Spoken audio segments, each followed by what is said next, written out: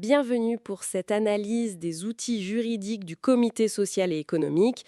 On entend souvent parler des blocages, réunions annulées, infos qui tardent. C'est vrai que c'est souvent la galère pour les élus. Oui, c'est une réalité. Deux armes possibles, le délit d'entrave et puis le trouble manifestement illicite. L'objectif aujourd'hui, c'est de comprendre ce que c'est et surtout comment on peut s'en servir. Tout à fait. Et ce sont vraiment des leviers essentiels pour que le CSE puisse fonctionner correctement et défendre les droits des salariés. Ce n'est pas juste de la théorie, hein, c'est concret. Alors, commençons par le délit d'entrave. L'objectif, c'est vraiment de clarifier ce concept. Qu'est-ce qui constitue une entrave? Au juste, pourquoi c'est important? Et surtout, quelles sont les démarches concrètes quand un CSE se sent un peu bloqué par sa direction? Parfait, c'est parti. Alors, pour commencer, ce délit d'entrave, qu'est-ce que c'est précisément? Parce qu'une simple contrariété, ça ne suffit pas, j'imagine. Ah non, non, pas du tout. C'est bien plus sérieux que ça. En gros, l'entrave, c'est quand l'employeur, par une action, ou même une omission, mais de façon volontaire, Volontaire, d'accord. oui, c'est le mot-clé. Volontairement, il empêche le CSE de faire son travail, d'exercer ses fonctions, ou il nuit à sa mise en place, ou à la liberté de désignation des membres. Et attention, c'est une infraction pénale. Ah oui, quand même, pas juste une faute administrative. Exactement. Et un point essentiel, il n'a pas besoin de prouver que l'employeur avait l'intention de nuire. Le simple fait que l'acte ou l'omission soit volontaire, ça suffit.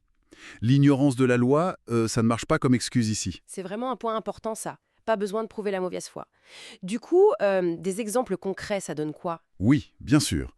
Et c'est assez varié, ça peut être tout simplement ne pas organiser les élections du CSE, ou ne pas les renouveler à temps. D'accord. Ça peut être aussi de retenir des informations essentielles. On pense tout de suite à la BDESE, la base de données économiques, sociales et environnementales. Un classique. Voilà. Refuser de consulter le CSE sur des sujets où c'est obligatoire. Ne pas verser les budgets, que ce soit le budget de fonctionnement ou celui des ASC. Les activités sociales et culturelles, oui. Exactement. Bloquer le paiement des heures de délégation, convoquer les élus trop tardivement en réunion, et puis, le cas extrême, licencier un membre protégé sans l'autorisation de l'administration. La liste est longue, en effet. Et cette responsabilité, alors, elle incombe uniquement au chef d'entreprise, au PDG? Non, pas forcément. Ça peut être un cadre qui a reçu une délégation de pouvoir spécifique sur ces sujets. Ah, d'accord. L'autrice elle-même, en tant que personne morale, peut être poursuivie et condamnée. Et même, dans certains cas, un salarié lambda ou un tiers extérieur pourrait être mis en cause s'il participe activement à l'entrave. D'accord. Donc ça peut toucher plusieurs niveaux. Tout à fait. Et l'employeur peut difficilement se cacher derrière une erreur ou sa bonne foi, parce que beaucoup de ces règles sont d'ordre public, très strictes. Compris. Alors, face à ces situations, comment les élus du CSE peuvent réagir efficacement? Parce que, bon, avoir un ressenti, ça ne suffit pas devant la justice, j'imagine. Non, bien sûr que non. La clé absolue, c'est la preuve. Il faut d'abord apprendre à détecter les signaux, même les plus faibles. Une réunion systématiquement reportée, des infos qui arrivent au compte-gouttes. Être vigilant. Exactement. Et ensuite, il faut être très rigoureux. Tout consigner. Les dates précises, les faits, les demandes écrites envoyées, les réponses reçues, ou l'absence de réponse. Les emails, les courriers recommandés, les PV de réunion, tout ça, c'est de l'or. Donc la paperasse est reine, en quelque sorte. C'est un peu ça, oui. Un fait isolé, bon, c'est un indice. Mais plusieurs faits, bien documentés, ça commence à construire un dossier solide. Ok. Donc, on a collecté les preuves, on a un dossier qui tient la route. Quelle est la suite? On fonce directement au tribunal? Non, pas nécessairement. La première étape, c'est souvent de tenter une résolution amiable. Une démarche formelle, une lettre recommandée à l'employeur, expliquant le problème, citant les faits et demandant de rectifier le tir. Une dernière chance, en quelque sorte. Voilà. Si ça ne donne rien, ou si la réponse n'est pas satisfaisante, alors là, il faut saisir l'inspection du travail. On leur envoie le dossier complet. Et l'inspecteur du travail, il fait quoi? Il peut intervenir, mener son enquête, rappeler l'employeur à ses obligations, et s'il constate effectivement une entrave, il peut dresser un procès-verbal. Et ce PV, il est transmis au procureur de la République. Ce qui peut déjà faire bouger les choses. Souvent, oui. Mais si ça ne suffit toujours pas, ou si l'employeur persiste, Oui. alors le CSE peut décider, après un vote officiel en réunion plénière, d'aller en justice. D'accord. Et là, il y a plusieurs options. Oui, principalement deux voies. Pénale, soit la plainte avec constitution de partie civile, le CSE se joint au procès pénal pour demander des dommages-intérêts en réparation du préjudice subi. Soit, si le dossier est vraiment béton et les preuves irréfutables, la citation directe. Là, c'est le CSE qui saisit directement le tribunal correctionnel. C'est plus rapide, mais attention, c'est aussi plus risqué sur le plan de la procédure, il faut être sûr de son coup. Et il n'y a que le CSE en tant qu'entité qui peut agir en justice. Non, les organisations syndicales représentatives peuvent aussi agir en justice pour entrave. Et même un élu, s'il estime être personnellement et directement lésé par l'entrave, pourrait agir individuellement. D'accord, c'est bon à savoir. Et si l'employeur ou l'entreprise est finalement reconnu coupable, quelles sont les sanctions? On parle de quoi concrètement? Alors, les sanctions peuvent être assez lourdes. Pour une entrave à la constitution du CSE ou à la désignation des membres, ça peut aller jusqu'à 1 an de prison et 7 500 € d'amende pour la personne physique responsable. 1 an de prison, carrément. Oui, pour l'entrave au fonctionnement régulier, c'est une amende de 7 500 €. Et si c'est l'entreprise, la personne morale, qui est condamnée, l'amende est multipliée par 5. Donc ça peut monter jusqu'à 37 500 €. Ah oui, ça commence à chiffrer. Et attention, en cas de récidive, dans un certain délai, ces peines peuvent être doublées. Il y a aussi un délai de prescription à surveiller. C'est 3 ans à compter du jour où l'infraction a été commise ou du jour où elle a été découverte si elle était dissimulée. 3 ans, d'accord. C'est important de l'avoir en tête.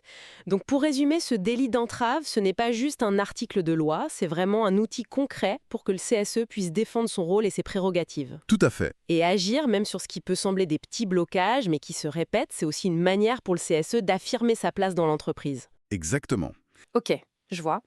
Ça, c'est donc le délit d'entrave. Plutôt pour les situations installées, les blocages de fond.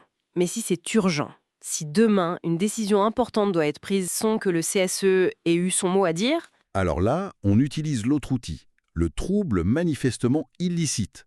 On change de registre, on passe au civil, et surtout, c'est une procédure rapide. Alors, pour commencer, c'est quoi exactement ce trouble manifestement illicite? alors c'est une violation, mais attention, une violation évidente, flagrante d'une règle.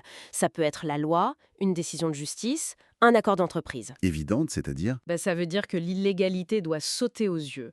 Le juge des référés, celui qui intervient en urgence, ne doit pas avoir besoin de faire une analyse juridique très poussée sur le fond. Le caractère manifeste, c'est ça le point crucial. Ça doit être clair, net. D'accord. Et pour le CSE, en quoi c'est particulièrement utile? Ah ben, ça touche souvent directement ses missions fondamentales. Le cas typique, c'est quand l'employeur oublie de consulter le CSE alors qu'il devrait le faire. Ou alors, il fait une consultation, mais de manière irrégulière.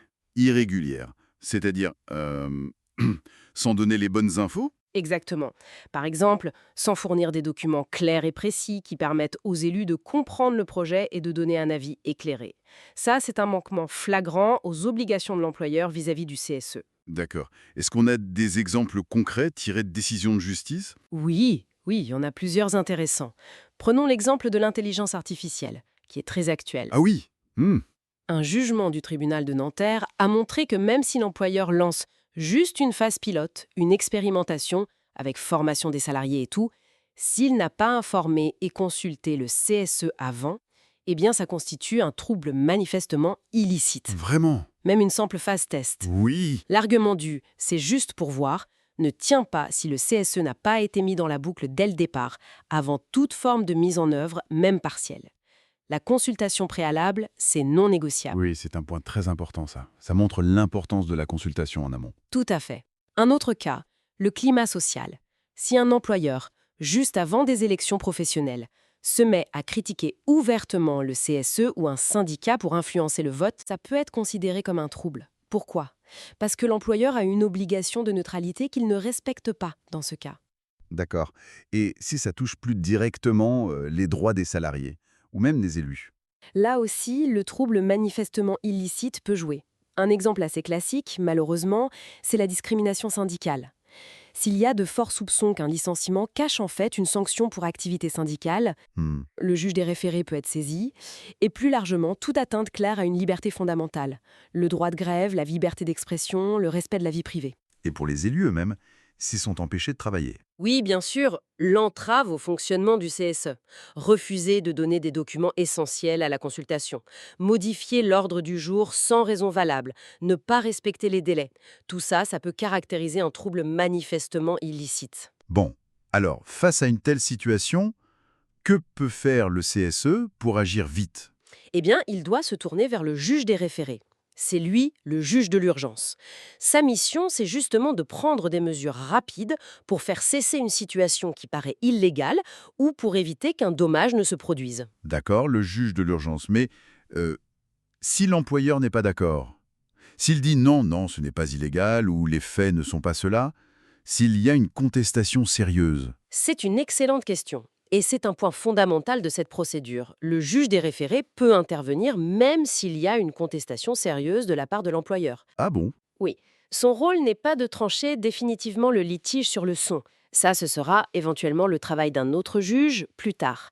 Lui, il regarde si la situation présente une illégalité manifeste, évidente. Si oui, il agit pour rétablir la légalité, au moins provisoirement. Et il peut faire quoi concrètement, ce juge? Quelles sont ses armes? Elles sont assez puissantes. Il peut par exemple ordonner la suspension du projet de l'employeur. Le déploiement de l'IA sans consultation, par exemple, peut être stoppé. Ah oui, carrément la suspension. Oui, il peut aussi obliger l'employeur à faire ce qu'il aurait dû faire, consulter le CSE correctement, et souvent il ajoute une astreinte. Une astreinte. C'est quoi ça? C'est une somme d'argent que l'employeur devra payer par jour de retard ou par infraction constatée s'il n'obéit pas à la décision du juge. C'est très dissuasif en général. D'accord, donc une pénalité financière. C'est ça. Le juge peut aussi accorder au CSE des dommages et intérêts, mais provisionnels, c'est-à-dire une avance sur l'indemnisation du préjudice que le CSE a subi. Et dans des cas très graves, comme un licenciement qui semble discriminatoire, Dans ces cas-là, oui, s'il estime que le licenciement est manifestement nul, par exemple en cas de discrimination ou de violation d'une liberté fondamentale, il peut même ordonner la réintégration du salarié. d'accord. C'est donc une procédure différente du délit d'entrave dont on entend aussi parler. Faut pas confondre les deux. Absolument pas, c'est très important de distinguer. Le trouble manifestement illicite, c'est une procédure civile, rapide, devant le juge des référés, dont le but est de faire cesser l'illégalité immédiatement. Ok. Le délit d'entrave, lui, c'est pénal. Ça se passe devant le tribunal correctionnel. Pour qu'il y ait délit d'entrave, il faut prouver que l'employeur a eu l'intention de nuire au fonctionnement du CSE ou aux droits des salariés protégés. Et les sanctions sont pénales, des amendes potentiellement lourdes, voire de la prison dans les cas extrêmes. Donc deux voies différentes. Une civile pour l'urgence, une pénale pour la sanction de l'intention. Exactement. Mais attention, Oui. un même fait, comme un défaut de consultation, peut très bien être les deux à la fois. Ça peut être un trouble manifestement illicite justifiant une action en référé pour suspendre le projet rapidement. Uhum.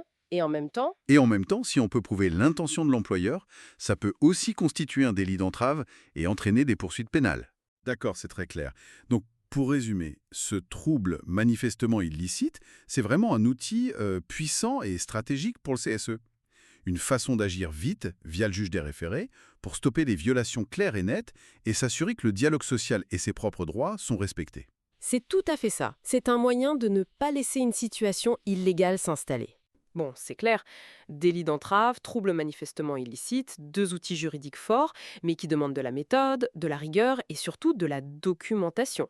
Ne pas réagir quand c'est nécessaire, finalement, c'est un peu laisser le champ libre et risquer de perdre en crédibilité, j'imagine. C'est exactement ça.